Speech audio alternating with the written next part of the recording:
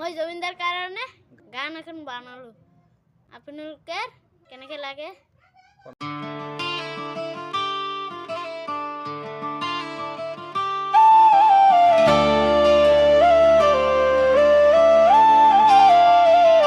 असम की धड़कनों में आवाज है बुलंद जुबिन की कहानी में है इंसाफ का संग मारा गया वो अनाधिकार से ये क्यों हो रहा है सच्चाई की राह में क्यों रुकावट खड़ी है न्याय की पुकार सुनो सारे आसमां हक का ये तराना गूंजे हर एक स्थान मेरा साथी मारा गया हमारा हक है ये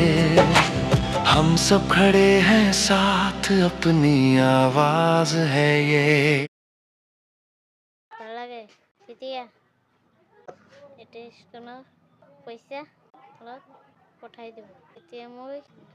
গোটেই গানটো আপলোড কৰোঁ আপোনালোকে পিছত শুনিব থেংক ইউ